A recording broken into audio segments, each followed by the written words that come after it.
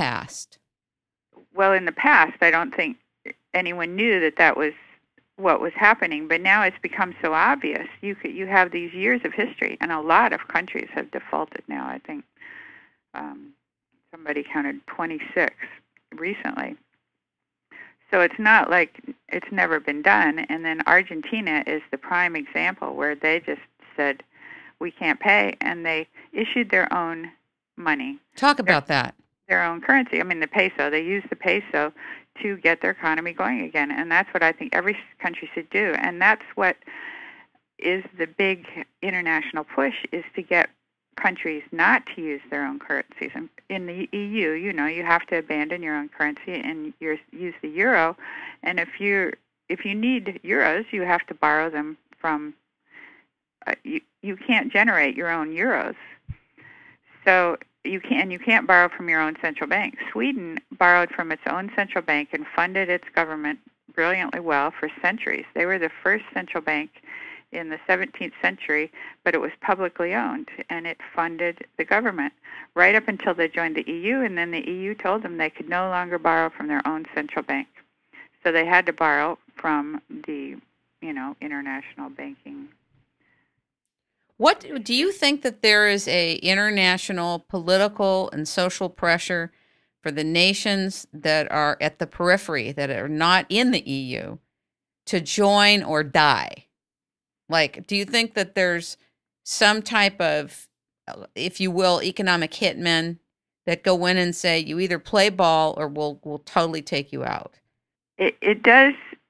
That's what they're objecting to now, that they had been seduced into thinking that it would be better for them to join the EU, and now they're seeing that the EU is not operating in their best interest. They are being exploited. They are the lower class of the EU that's being used by the upper class. So that's why they're objecting, and that's why it was such an interesting development that all three of those countries are protesting, and that they could well just step out of, not go along with the party line. Can you explain to the public, you did in the first show so eloquently, but could you explain as a context for what's happening internationally in the here and now, how these countries can create their own credit by establishing their own central banks? And also, could you explain, since you were the only person that put forth the call for state-chartered banks in America to establish a whole new economy, could you give a context for the listener today? Historically, there have been two competing money systems. You could say for thousands of years, if you want to go back to the Sumerians, but at least for the last 300 years since we've had paper money. So the two types of money are government-issued paper money and banker-issued paper money. Now, the banker-issued paper money was supposedly backed by gold. They would issue banknotes that you could take to the bank and you could get your gold out. But the ruse was that they didn't really have the gold. They didn't have nearly as much gold as the banknotes they had issued. So they were basically issuing credit. They would issue notes for gold using this shell game that had been discovered that people only come for their gold about 10% of the time. So if you just have enough gold in your vaults to respond to those 10%, and because gold is fungible, nobody's coming for their own particular gold, so you can use anybody's gold when they come asking for it. You can shuffle it around so it looks like you've got all the gold.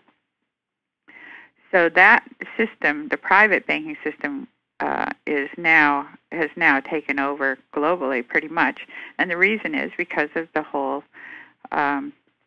interest mechanism where they lend, because they create all of our money now, because banks create virtually all of our money. All we have is debt money except for coins, which make up a very small percentage of the money supply. And that's the only thing, in the United States, that's the only thing the government issues.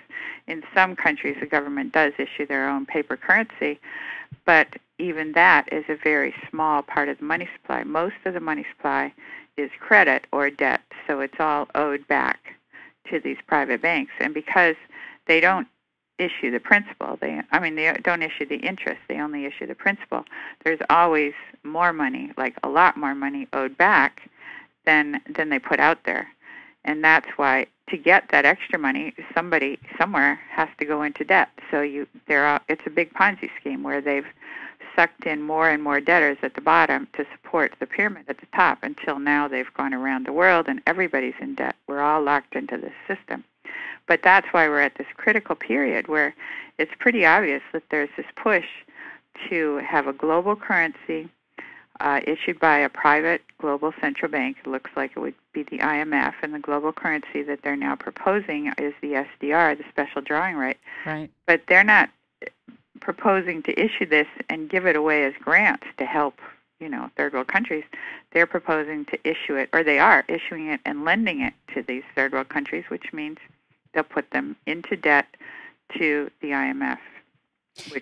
If in fact the IMF becomes the international central bank of the world on a formal level, that is going to be issuing its own money, and that actually happens, they describe these special drawing rights as a basket of currencies. What do you think they're going to use in their basket? I'm just wondering what you think about that. Yeah, right now it's all the major currencies. But the thing is, they're not actually putting those currencies. That's just a measure of what the thing is worth. But they're actually issuing new credit, just like any bank does. I mean, this is new money that they're issuing. They were allowed at the Pittsburgh G20 right. to issue $300 billion in new SDRs to lend to third world countries. Plus, there was got my numbers confused now. There was $500 billion. I think they borrowed $500 billion from all the countries, and they were going to issue them. Sorry, I've got my numbers wrong. That's all right. But anyway, they are issuing new SDRs, which means basically just these credits on a book, like any bank does. They write the loan up in your checking account. Your checking account is the dollarization or the monetization of your own promise to pay. The note that you just signed is turned by the bank into money. So it's not like they actually collect a basket of currencies and then that's what they're lending out. They're creating something new credit, but it's created as a debt, not as cash that will add to the money supply and help these countries where needed. You're an attorney with a background in civil litigation? Yeah. My question to you is the EU going to have the legal standing to take over the world? As a practicing attorney, because I'm sure you know it's all about legal standing, do they have the legal standing to do what they're doing? Well, they're not going to take over the world for sure. There's no way they're going to get Venezuela and, those South American countries that are forming their own union. But you could envision several unions that all meet. The G20 is trying to take over the world. I mean, they're setting the rules for the whole world, even for all these countries that aren't part of the G20. And the way they do it is they just say, fine, if you don't go along with our rules, you don't trade with us. And because those are all the big countries, everybody has to trade with them or feels they do. That's another thing that I barely mentioned it in my article. But Talk about it. It's a very exciting development. Is David Bloom has this book called Alcohol Can Be a Gas, and there's a whole group around that. He's shown that you can have these local distilleries, like farm-sized.